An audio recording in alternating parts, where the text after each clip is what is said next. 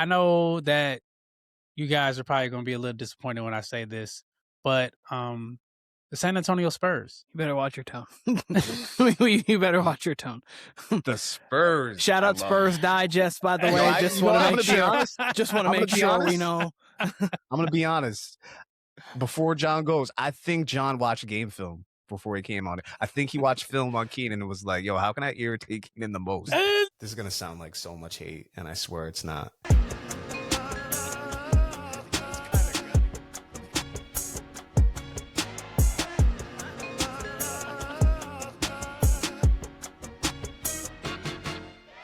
Welcome back to the Warner Brothas Podcast.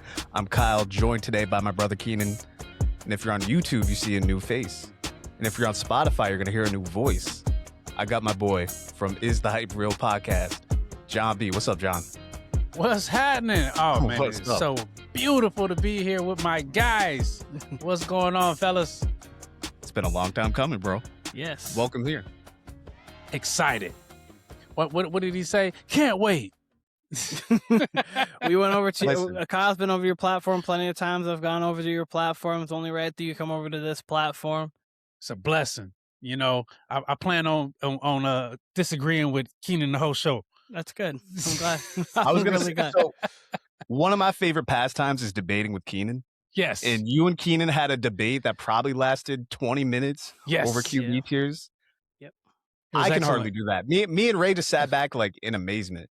Which, by the way, Ray was supposed to be here, the co-host of Is the Hype Real Podcast. Shout out Ray. The full home and home will be coming soon. But yes, John, we're glad to have you. I'm hoping that you guys do have another classic debate, and I think I've got just the questions to do it. So, hey, first before we get into this real quick, the home court advantage. Before we get into this, shout out where they can find the pod, what the pod is. Talk about it. Most definitely. All platforms Is the Hype Real Podcast. We're on Twitch. We're on YouTube. We're on Instagram. We're on TikTok. We drop reels on TikTok, YouTube, and Instagram all the time. Make sure y'all pull up, subscribe, hit that notify bell. My main man, Kyle, be pulling up. We're going to get Keenan back on the show because that's my arch nemesis, and he don't even know it yet. Well, we appreciate for having y'all. Shout out my main man, 6:23 a.m. Ray, one of my co-hosts. 6:23 a.m. on all platforms across the board. Shout out. Facts. You'll see me on there tomorrow. Most definitely. Go live every Thursday, 9 p.m., every Sunday with a live reaction. All right. Yes, sir. John was trying to trade Giannis to the Lakers before we got on here. So that already sounds crazy before you even add on like all the trade restrictions that go on in the NBA. So just to give the viewers and the listeners a preview of what you might be listening to in this podcast, it might get a little insane today. Fellas, it is the Wednesday before All-Star Weekend. Keenan, I would say, what would you say? 4 years in a row we've been shitting on All-Star Weekend the Wednesday before. Realistically, it's like an annual thing. Realistically about 6. Is it a ritual now? But recorded for about 4. But realistically, I feel like the first 2 years we were actually like looking forward to it. Oh yeah, no, like, the first year of the Elon ending, because before that we were like, what's this game? And then the Elon ending happened and we're like, this is great. And then since the first year, it's been like, well, we're back to nothing. John, what are your feelings on All-Star Weekend before we get into this? Like, how do you, as a viewer, as someone who's a little older than Keenan and I, who has seen All-Star Weekend, it's a compliment. That's a compliment. A compliment. Someone who's seen good All-Star Weekends, maybe even great All-Star Weekends. What is it like now when you see like what's going on in the dunk contest?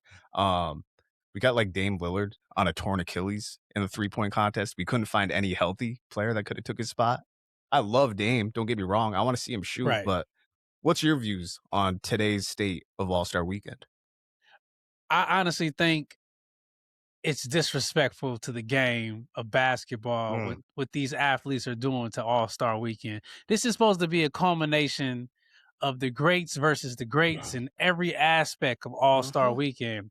There shouldn't be bench players and G League guys competing in the highest of high events. And I call LeBron the GOAT. I know it's up for discussion, but MJ, Dominique, all these guys used to really step up in those places where the greats wanted to dominate. And we don't get that a lot from the skills competition, 3-point contests, or the slam dunk contest. The thing is, they get these athletic guys who are supposed to be able to do all these special dunks. I haven't seen a good slam dunk contest since Zach LaVine, Aaron Gordon. And they weren't even all-stars, but they were just so good, I couldn't even get mad at it. The other one would, to me, 2020, Derek Jones, and Aaron Gordon, the second one, because I thought Aaron Gordon should have won that one too. I like that one. That's fair. But you're right. I know. And shout out Mac McClung, because I'm from the area where he grew up, like right around it. So like he's been like around. So a lot of people. So shout out Mac McClung. But like, yeah, cool. I'm glad that you're able to win 3 in a row, first ever. But like, on the topic Mike, I'm not excited about it. It's Mike no Neek, fun. 88 Chicago. What, is it on the level of that? Like, is that what we're doing? Is it Vince 2000? Is it, you know? On the topic of Aaron Gordon, Zach LaVine, and Derek Jones Jr. Yeah. That was now probably, 4 or 5 years ago from Derek Jones' last appearance, at least. Isn't that? Yeah. They're probably like the most high-profile guys within the last 5 years to really be a part of it. Yeah. It doesn't seem like... That's a shame. That's a shame. How do you have Aaron Gordon, NBA champion, respect, you know, but he's really, if you really want to tier it, probably 5th, 6th tier in the league. He's a top 50 guy right now, and he wasn't even that when he first. He's a top 50 guy in the league. Probably I would for sure. Yeah. Come on, it's Aaron Gordon, bro. Top 50 guy in the league. He's not top 50 anymore. Not anymore. I don't know. Anymore. I mean, I don't know. He's this top year he's 75. He's been dealing with. Okay, that's fair. He's for a second. We don't need to argue about the lesser of the league right now. Gordon, but I would say he's top 50. I mean, he's averaging 17, 6, and shooting 51% from the floor and 40% from 3 this year in a limited sample size because he's been injured in 23 games. So how can you really hold him to that if it's a limited sample size? It's not like he's 20. I mean, it's 23 games. I mean, Jokic's only played like 33. I'm not going to say he's not the best player in the world anymore because of it. So, but it's Jokic. Jokic is 5 years younger than Aaron Gordon, still in his prime, and he's a big man. They're probably around the same. Jokic's honestly. There would be no Aaron Gordon at his prime if there isn't Jokic on the Nuggets. Fair. That's fair. I mean, Aaron Gordon made him better, but also Steph made Draymond better. But still, Draymond's still a great player. Peak Draymond's still a great player. But we're going on a tangent already. Right. We're on a tangent already. Sorry. I apologize. No, you're fine. Let's reel it back in. Sorry. I got go on. Sidetracked. Go ahead. So we're discussing All-Star Weekend, but I actually want to end with All-Star Weekend again. I've actually got some NBA questions that we're going to do a little rapid fire about. Anything NBA between the two of you that you guys want to discuss before we get to these questions? Any hot topics? Anything that's caught your eye this past week or two since the trade deadline? Which, by the way, as you see, if you're watching on YouTube right now, you see John's got a Cavs hat on. He's a big Cleveland Browns fan, big Cleveland Cavaliers fan. Do you claim the Cleveland? I do. Do you claim the Guardians too?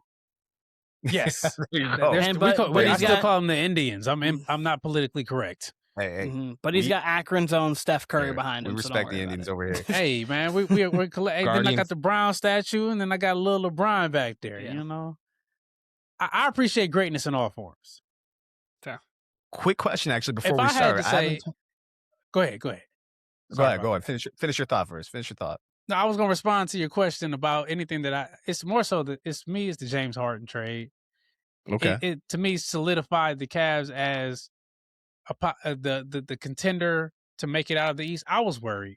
I did not believe in Darius Garland. I was never an believer in his ability to make the team better. And even though the beard is much older, you need that veteran present because the Cavs, and I say we, the Cavs, are a very young team, and you needed somebody to kind of hone, take steer of the ship, because Donovan Mitchell is not an on-ball guy. He can take the ball and be that on-ball dominant guy, but you need somebody to facilitate so he can go sit down, get the big man involved, and that wasn't Darius Garland. So I think that trade really put us over the top. That and the Vucevic trade to Boston. I do like the Vucevic trade. Yeah. Kind of like Simons for them, but That might be a little work in progress with Vucevic. With James Harden now being on the Cavs, what do you give that shelf life to win a ring? Do you think that's because he's nearing towards 37 years old? Do you think he can play towards 40? Is this like a 2-year window, 3-year window, a 1-year window? 2 years. What do you think the championship window is now? 2 years? That's fair. That's fair. That's it. And That's you can add around the You might not even fringes. have him after this year. It's true. He's got 2 years left on the contract, one a player option. So his best bet is to stick around. And the role he plays, he can shoot. As you get older, you can keep that. He was never really the most athletic guy, so he doesn't lose anything. Like Russell Wilson. Shout out Russell Wilson. Russell Westbrook. Same with him too. When Russell Wilson lost the athleticism, became a different player too. It was over. Same but different. You're right. Shout out Russell Westbrook.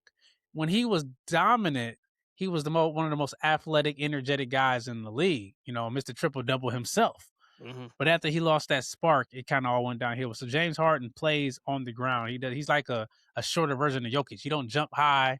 He's not the fastest, but he can play the game. And like deceivingly strong, like hella strong. Like they'll put him on a post player every once in a while and have him go one-on-one in the post. Like he can hold his own.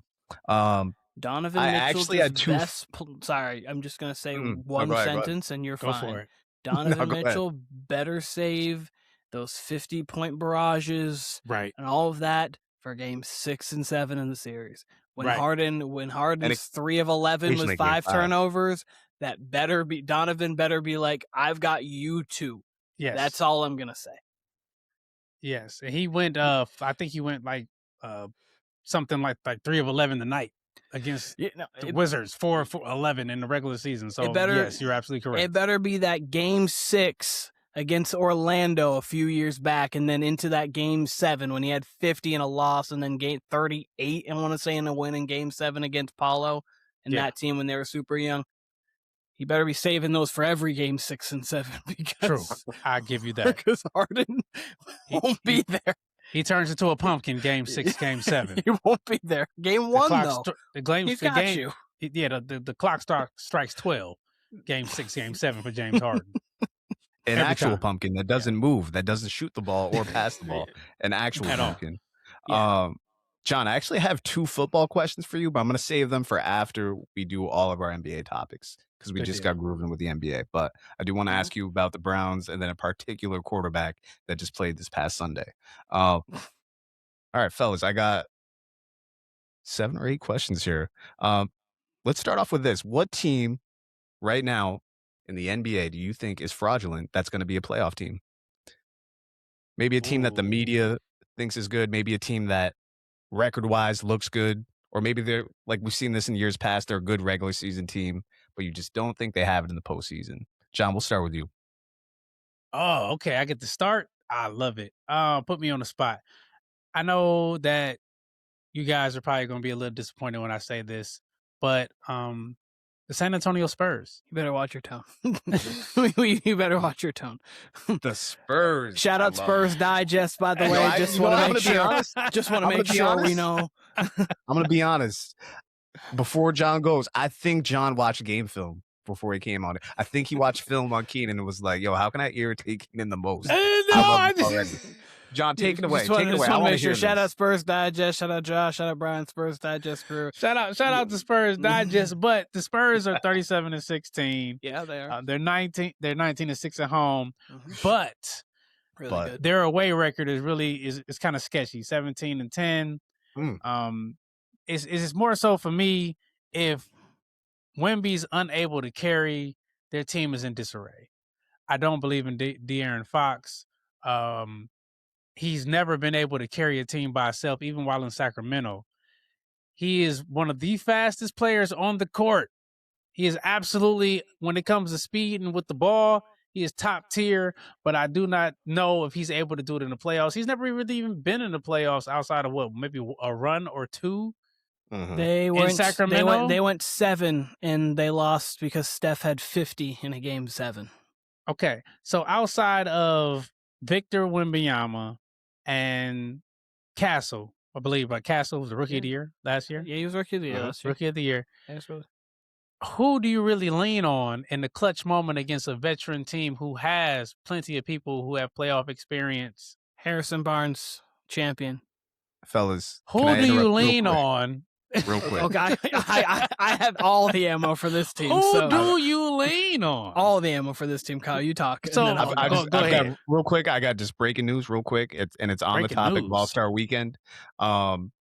If you were looking forward to see Cooper Flagg do anything this weekend, he is out of All-Star Weekend activities. Wow. So we will miss him from the rookie-sophomore contest. Is he hurt? I don't know if apparently, that's all I can imagine. Foot injury. Okay. So we're going to have no Steph, no Cooper, no LeBron. No LeBron. Oh, we do have LeBron, right? And also he's a backup. Luka, maybe out. I think Luka's in there. He's still there. Is he in? Okay, because he's been out last 3 games, I believe. So I wasn't sure if he. Okay, who else is out? Because Sengun got added. Yeah, no, he someone replaced else. Shai. No Shai. Yep, Shai. No Shai. That's right. Sick. It's going to be a fun time. He's got Jace Richardson, Michigan State guy in the dunk contest. He's going to be fun. Back to the Spurs. We're gonna shit all over All-Star Weekend, or we're actually gonna uplift All-Star Weekend. That's the plan on it. So we're gonna uplift it. Back to the Spurs though, because I'm enjoying this debate, and I'll just kind of. Okay, back to you. Got Harrison Barnes. Harrison Barnes, NBA champion. Yep. He's averaging 10 points. So you put him in the playoff space against a team that can guard him. What are you really getting? Is his 10 points going to make or break the game? I highly doubt he's going to come out and drop a 50 a la Donovan Mitchell and be able to carry that young team to playoff, heights that they haven't been before. Okay. They don't have Pop. Pop's gone. In the office, in the front office, still around. Pop's gone. Still around. Yeah, so are my underwear from 5 years ago. That don't mean that I'm still using Pat Riley. them. He's like Pat Riley's still around Pat Riley's still around the Heat organization.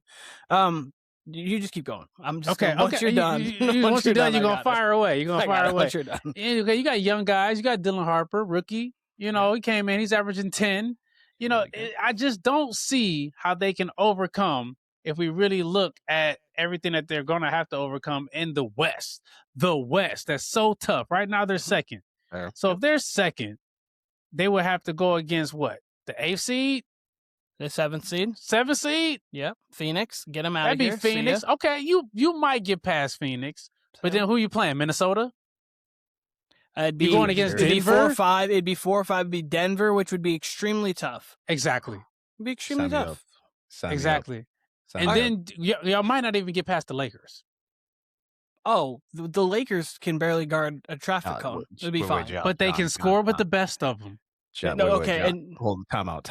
Just time out. I gotta go for it. Wemby had like 27 in like 4 minutes last night against the Lakers. They were sitting everybody, but.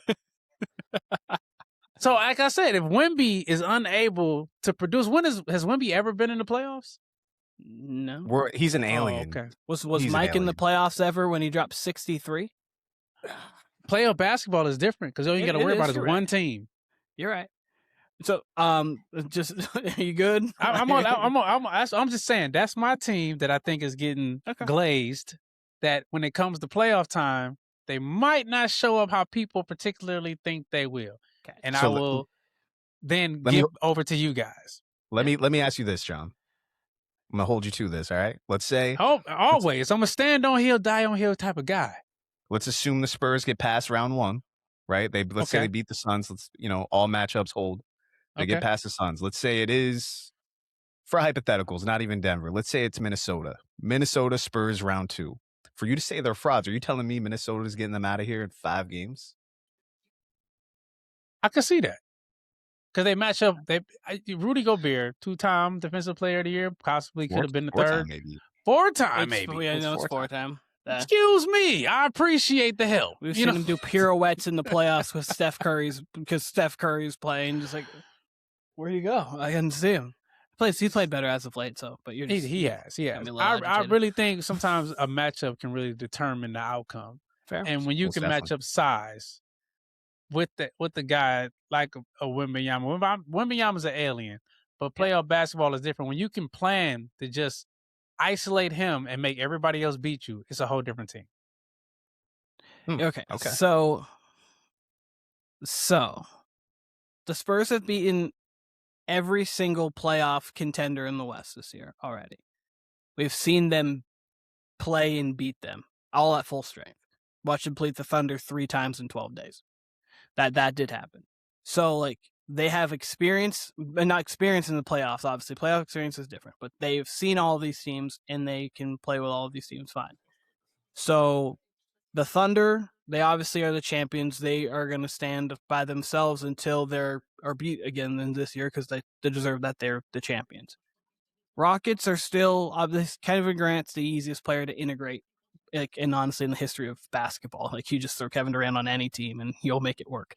But that team is still young, figuring it out. They don't have a bunch of vets on that team. They're vets like Fred VanVleet's out. Obviously, Kevin Durant's a veteran.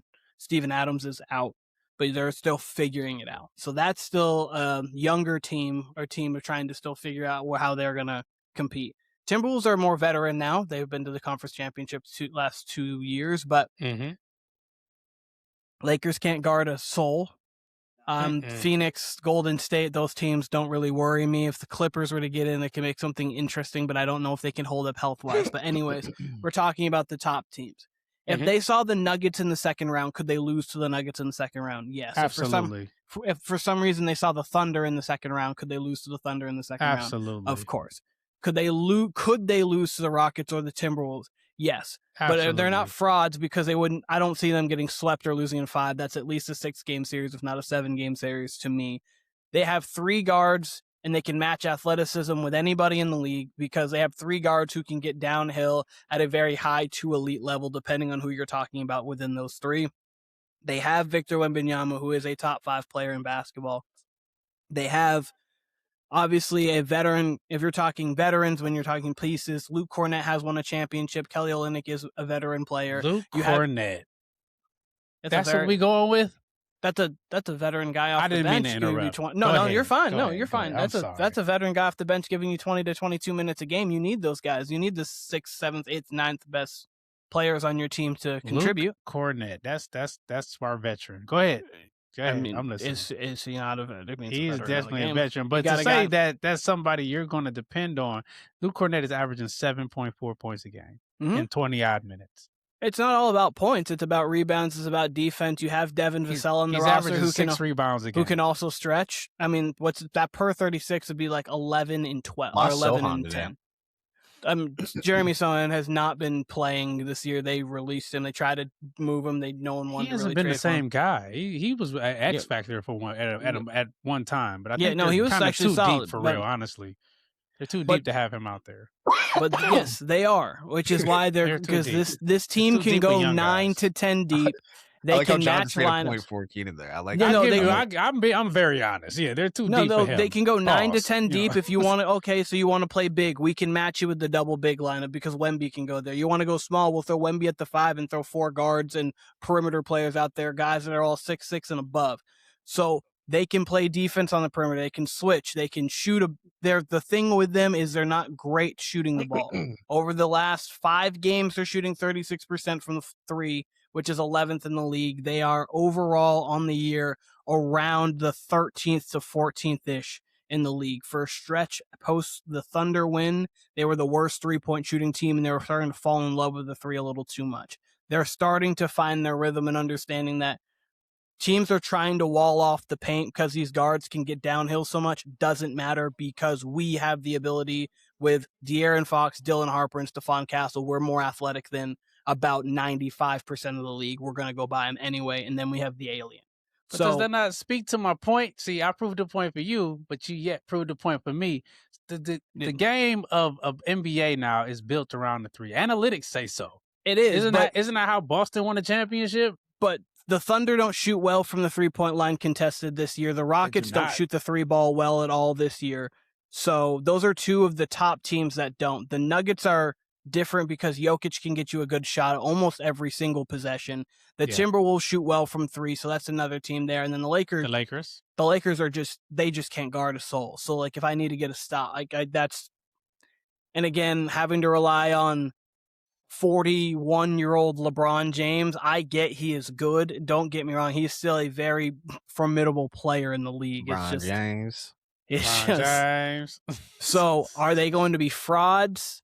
Remains to be seen, but no, I think they're as live as anybody in the Western Conference. I don't say they're frauds because of their talent. I say they're frauds because they're being looked at as NBA champion contenders just because of what's going on in the regular season. I say they come to that first round and somebody's going to hit them up over the head and get them out of there because they're just ill-equipped. Talent-wise, maybe not, but it's experience and ability to, like you say, shoot a consistent 3-ball to be able to keep up with some of these teams who can plan for that. So you only got to plan for one team. They might look like the Thunder 2 years ago where they win in the first round, they lose in second, they lose in the sixth, and then they win a championship. And then they win the championship the year after that. They could do something. I can't knock that. We're talking about this year, though. We're talking about this year. I don't think they're frauds because I don't see them losing in 4 or 5 to anybody. I think anything's a 6-game plus series. I really do. I don't. Maybe if they go against Phoenix, doesn't matter the team. They just lost to the Hornets a couple games ago.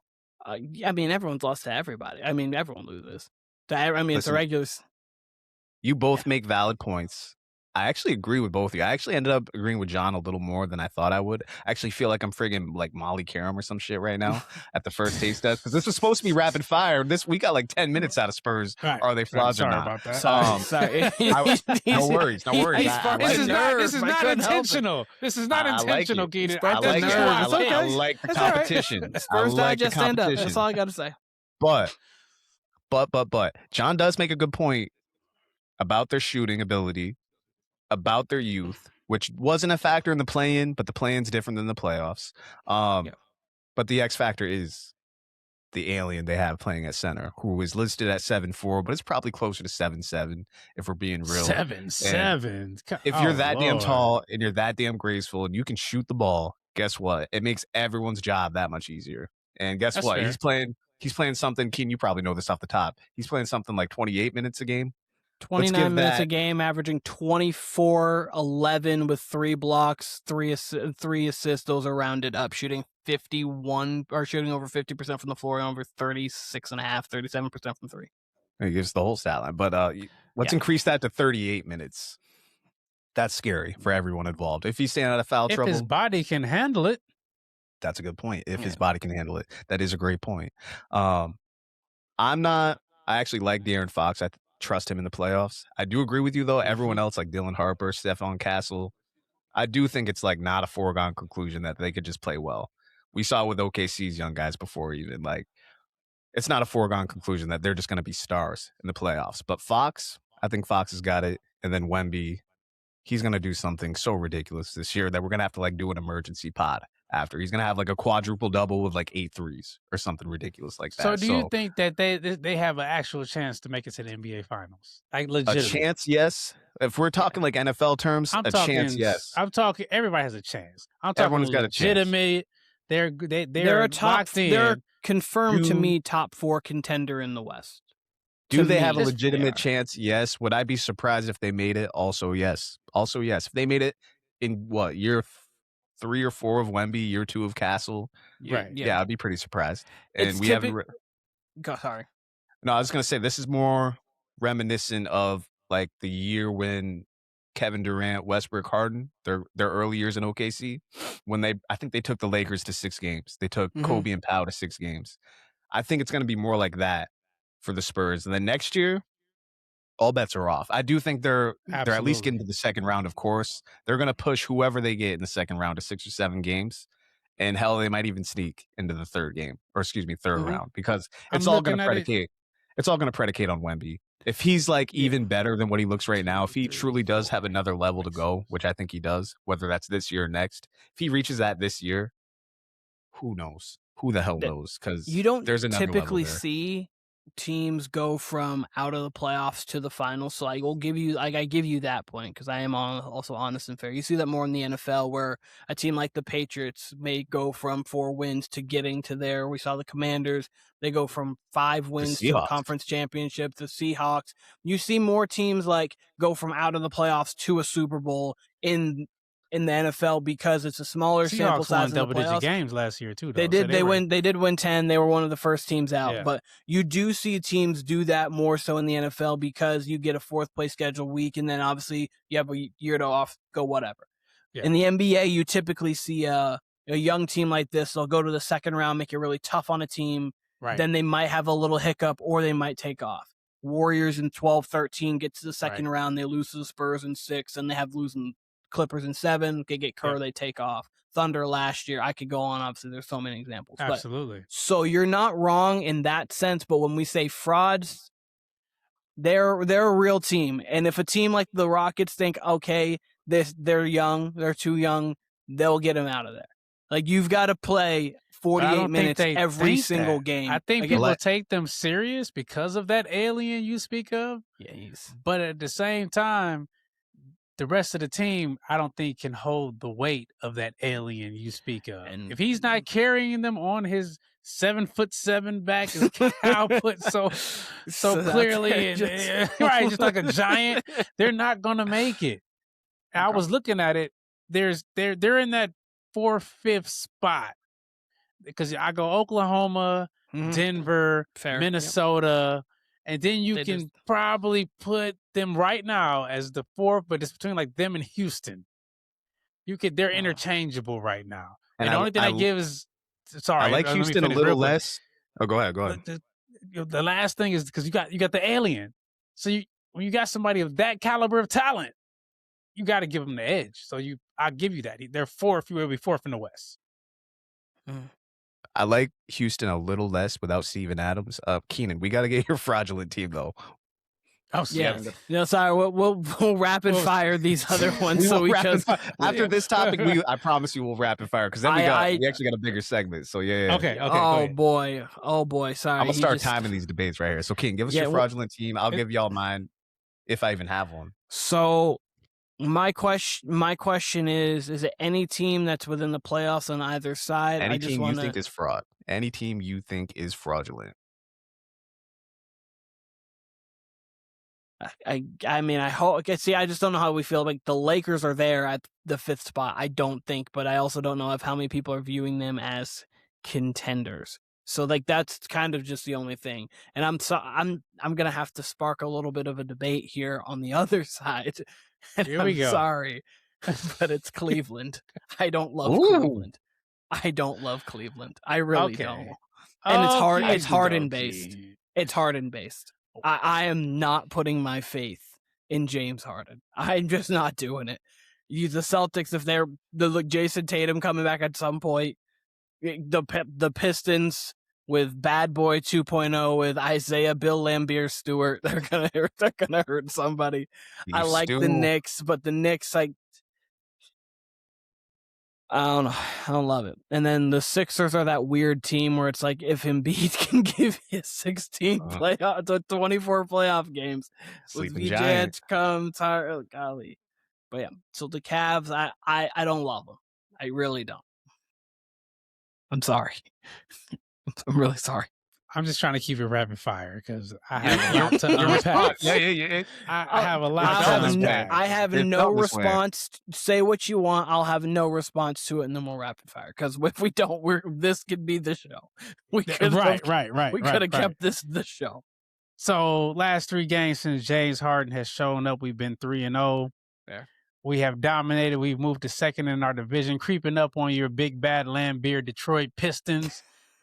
James Harden is averaging 25, 4, and 8. He just had 11 assists tonight. My fear is not of the beard. My fear is that people aren't taking this seriously because of the James Harden factor failing in the playoffs. James Harden has really, in the prime of his career, when he was in Houston, he never really had 2 big men, one of them being a defensive player of the year. And Donovan Mitchell. Donovan Mitchell is up there. You can pretty much say he could be up for MVP.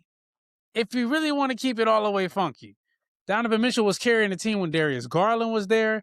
Right now they're winning even without Evan Mobley. Jared Allen looks like the Jared Allen that they traded for originally. And that is because of James Harden. James Harden has handed the keys to Donovan Mitchell. He says, this is Donovan's team. He's not in there thinking, yeah, I'm the man. I got this. He is playing his role, and he knows what that is. And I think there isn't a bunch of teams in the East that will give them a trouble, except for maybe your bad boy Pistons. I think they can take out the Celtics. Milwaukee's not a problem. The Heat are the Heat. You know, they're going to be scrappy. They're going to go out there. They're going to do what they do. The Knicks can't really, if you can isolate Cat, the Knicks really aren't anything but a defensive monster. Philadelphia, they just can't get their head on straight. I don't know what's going on with Embiid. Embiid went from MVP of the league to barely even spoken about, and he has all the talent. So I think the only people who would give them a hard time, who gave them a hard time last year, are the Pistons. You know, Orlando, no, and everybody else is kind of bottom out. Everybody else is pretty much tanking. Charlotte, Atlanta, Chicago, Milwaukee, Brooklyn, Indiana, going down the list. So we'll just talk playoff contention teams. It's Detroit and possibly a rusty Jason Tatum coming off of an Achilles, I believe. Wasn't it Achilles? Yeah, you don't come back full strength from that. Jaylen Brown's a dog. But acquiring James Harden, and I'll cut it off here, is what the Cavs needed, because they needed somebody who's going to look to get those two dynamic big men involved. Tonight, Jared Allen went 8 for 8 with 20 points and I think he had like 10 rebounds. So imagine when you get the defensive player of the year back. That's just my thoughts, but I respect your opinion. John, you made a good point. This is probably the most talent all around that James Harden's played with. The most well-balanced team all around that James Harden's played with. Since maybe he played with Westbrook and Kevin Durant. For sure. They were young. They were young. But that wasn't really a well-balanced team other than those That's just like your San Antonio Spurs. They're young. They were young then. Yeah.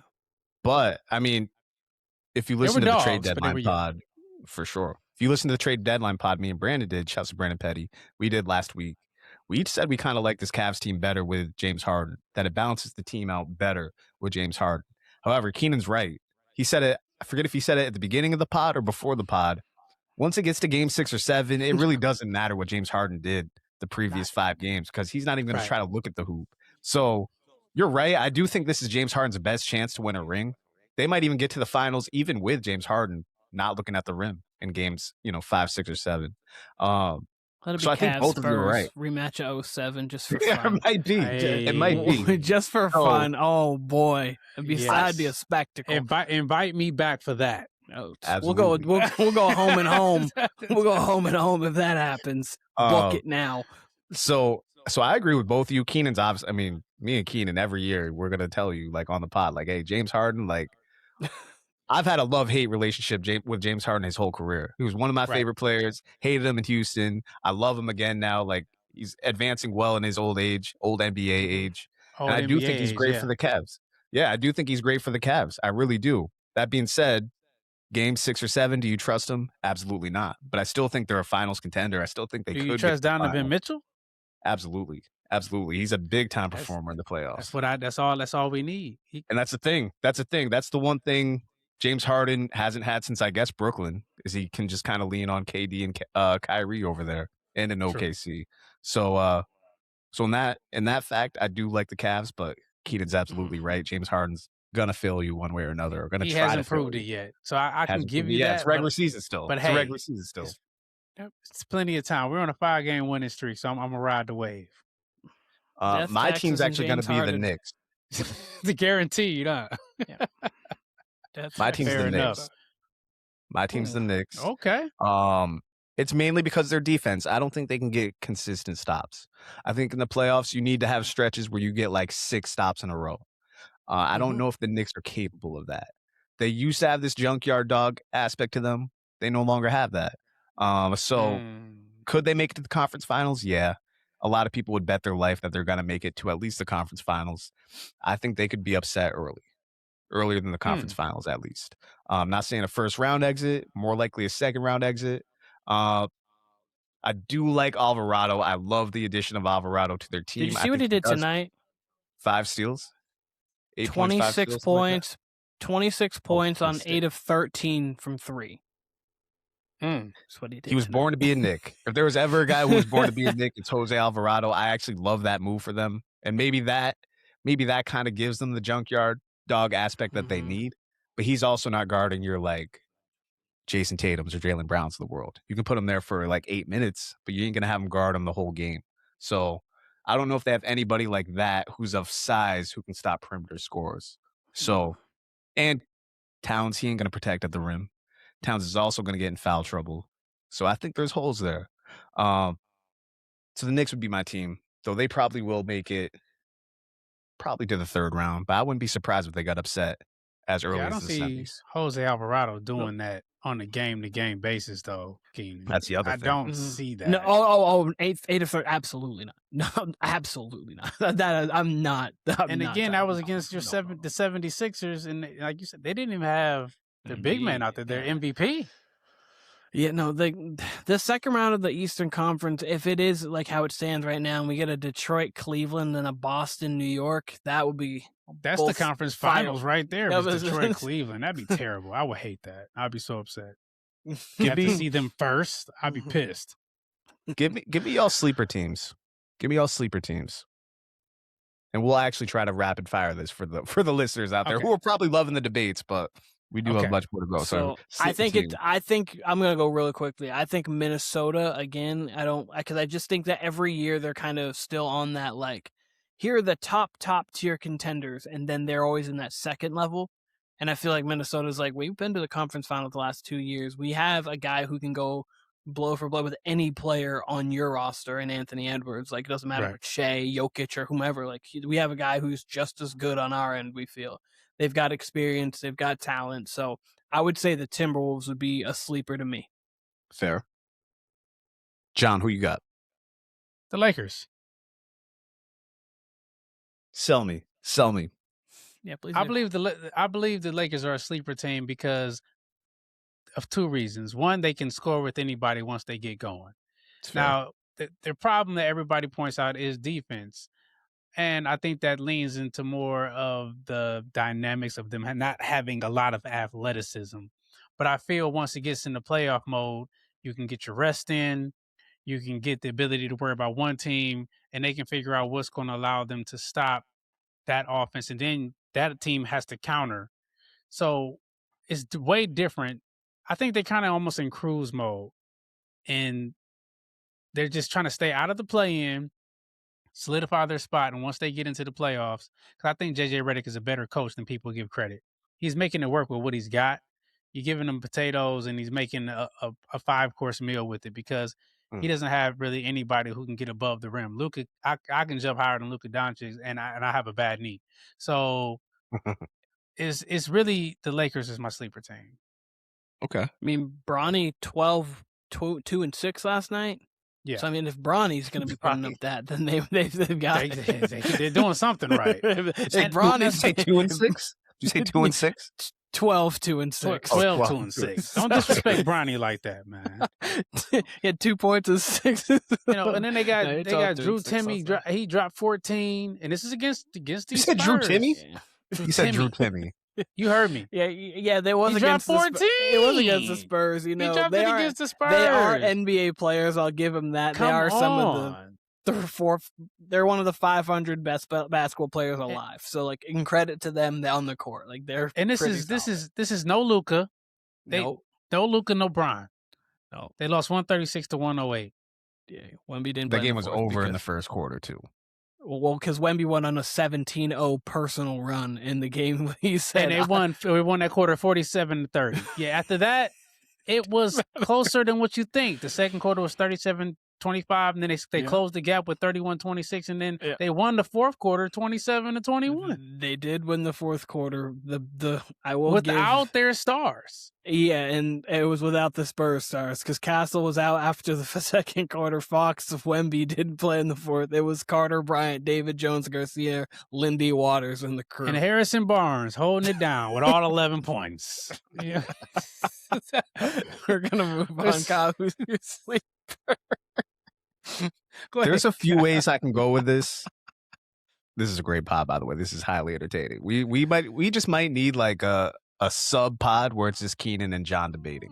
We might need that. And like maybe even an AI moderator. If we have that possibility, maybe we'll get an AI moderator. But if Harden was still in LA, I might give you the Clippers.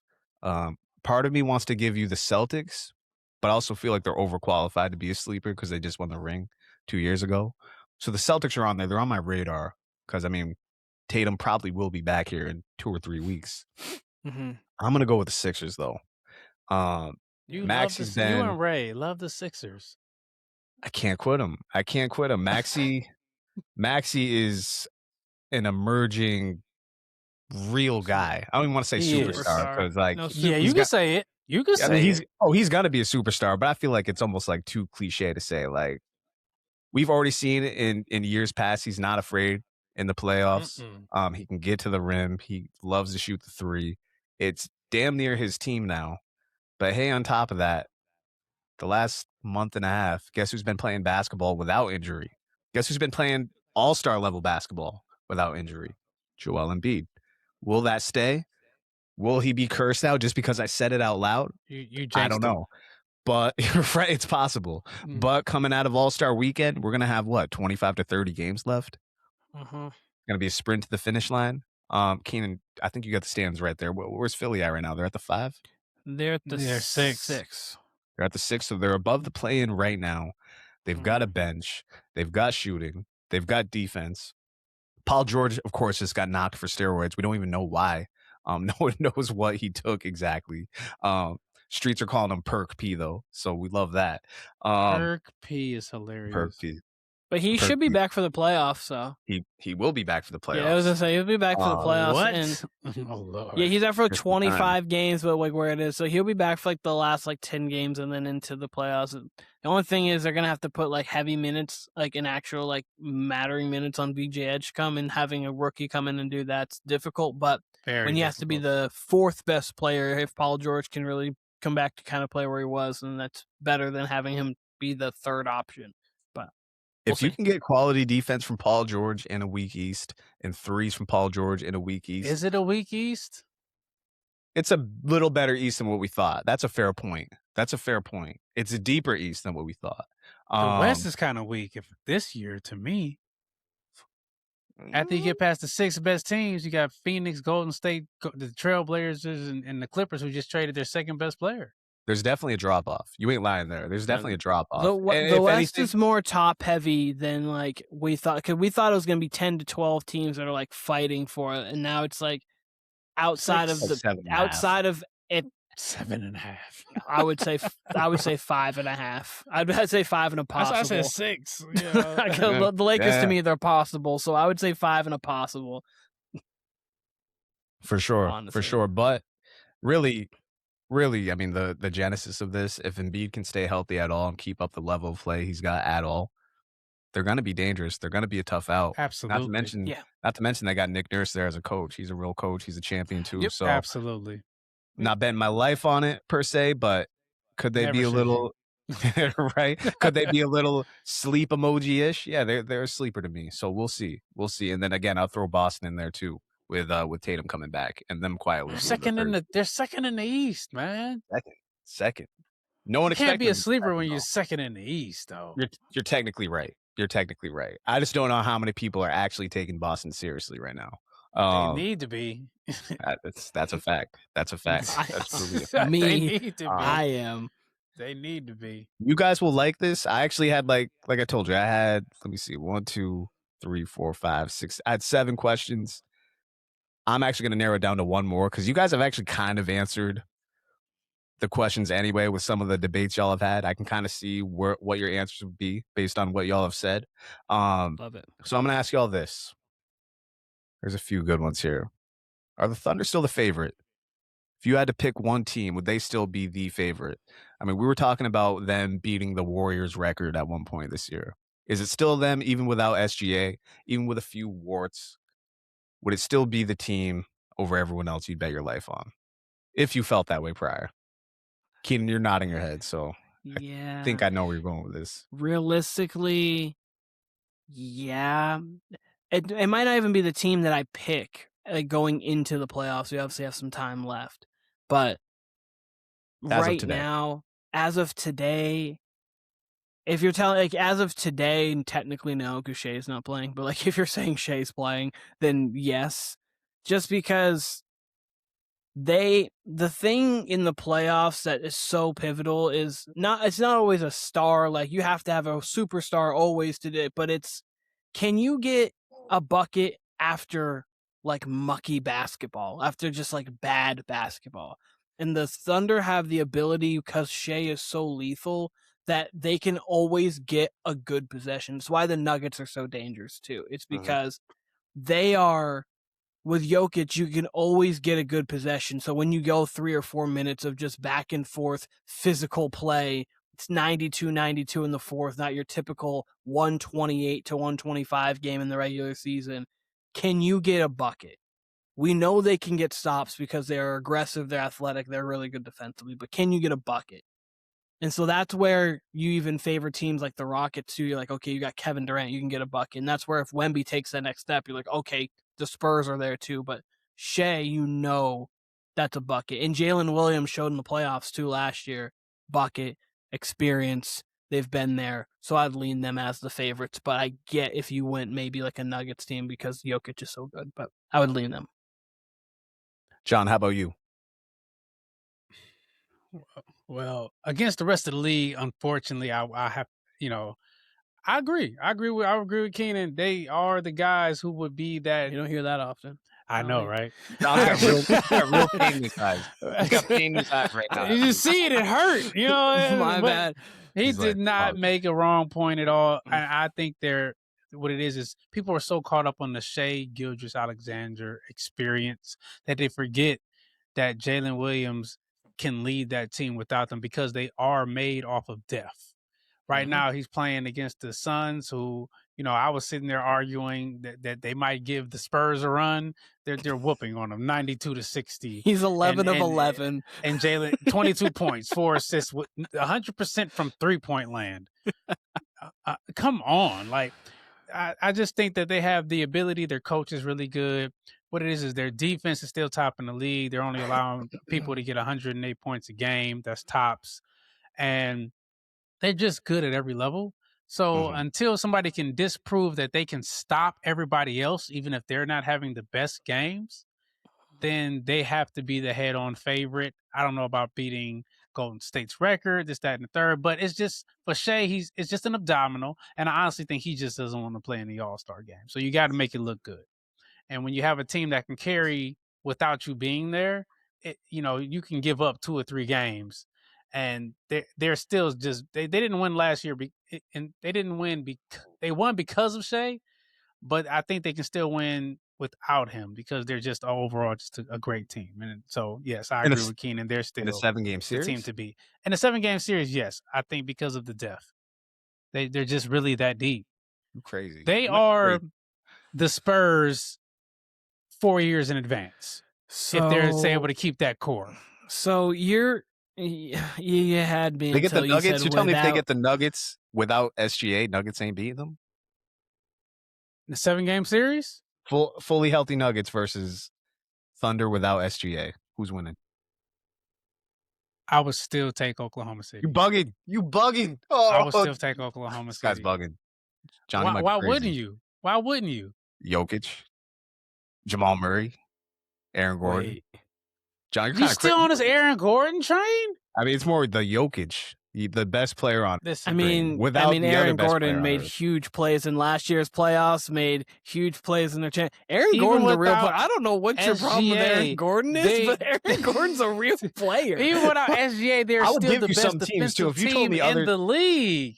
If you're telling me like the Lakers, then yes, they could beat the Lakers without SGA probably. They're not beating the Timberwolves, the Spurs, the Rockets. Without SGA. They're not beating the Spurs. No. They said the same thing about who y'all said was a sleeper in Boston.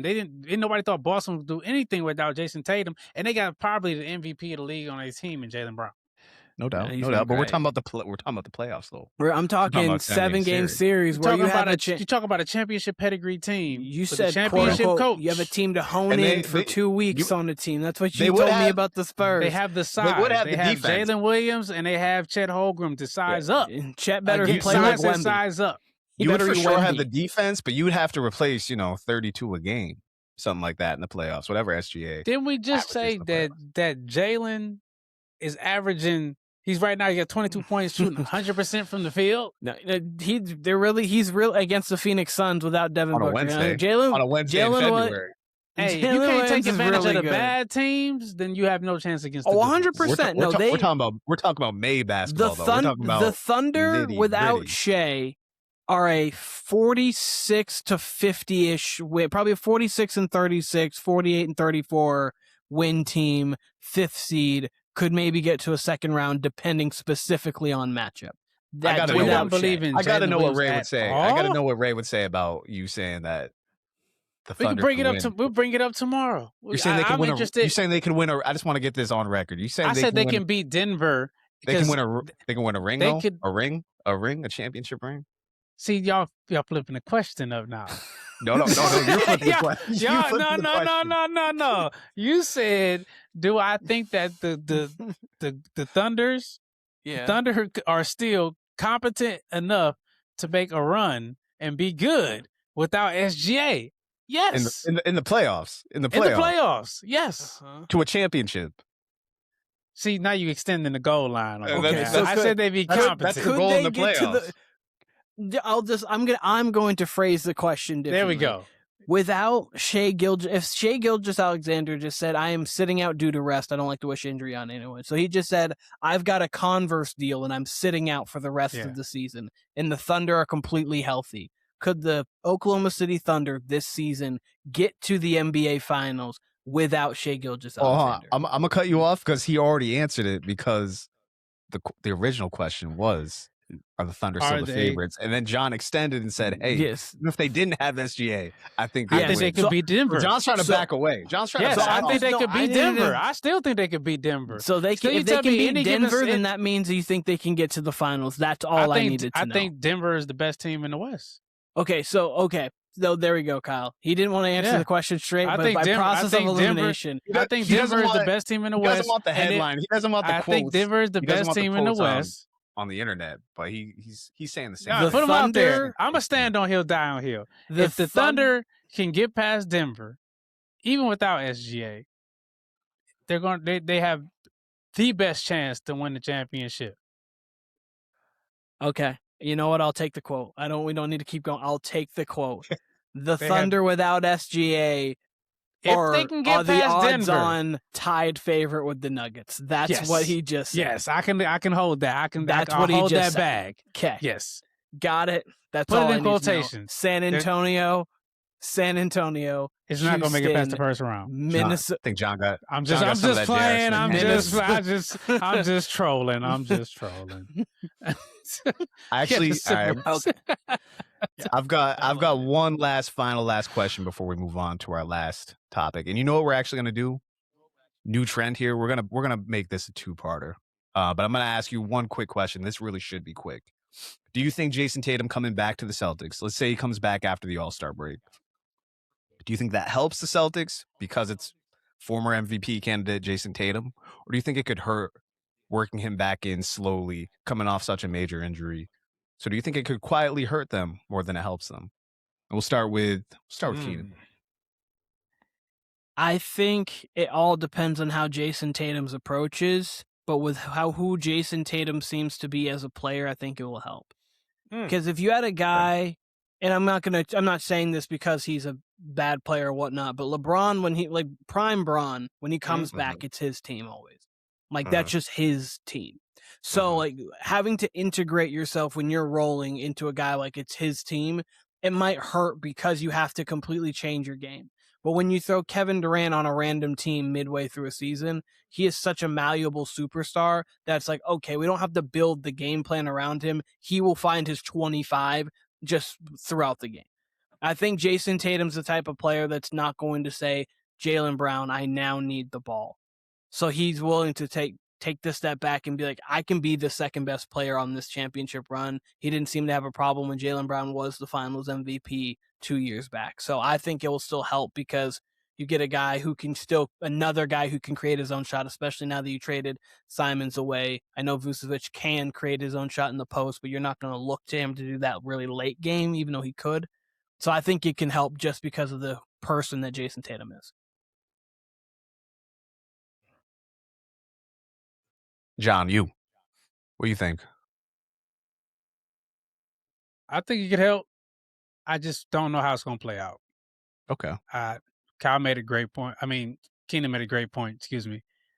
He's definitely has no problem with being Robin in that situation. He comes across as a team first guy,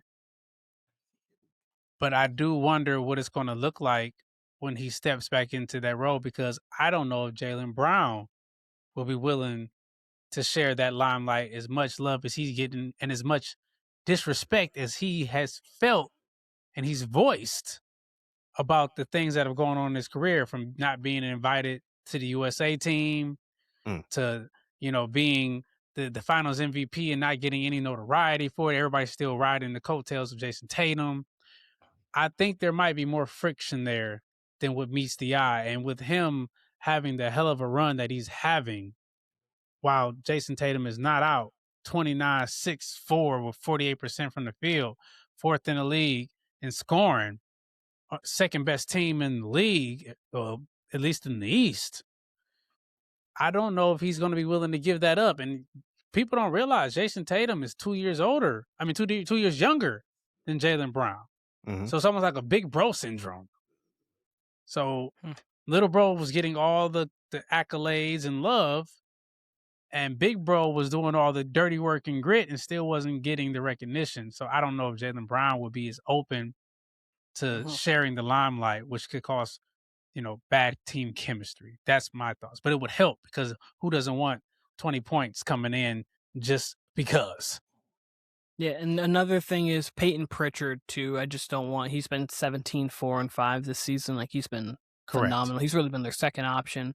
I don't know how much his role changes, because it does. You probably overlap the minutes there, too. So it'd be really interesting if he comes in and says, like, I'm going to play a glorified, like, Draymond role where I'm really just going to play defense. I'm going to stretch the floor and kind of be like almost a point forward in a sense. He could unlock that team in a way that they didn't even think they could get last year when he injured his Achilles, and I think Game 5 against the Knicks. So then you have a true big man in Vujovic. Yeah.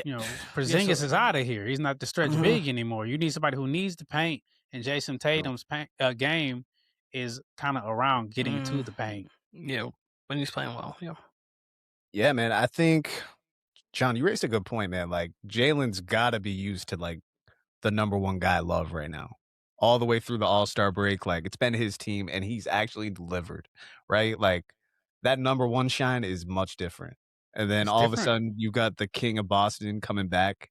Like, that's got to be a little annoying. No matter how much of a great teammate you could be, there's part of you that's like, all right, come on, I was kind of enjoying this. Now we got him back. Like, I was balling. Now he gets all the love. What happened? Right. Y'all forget about me.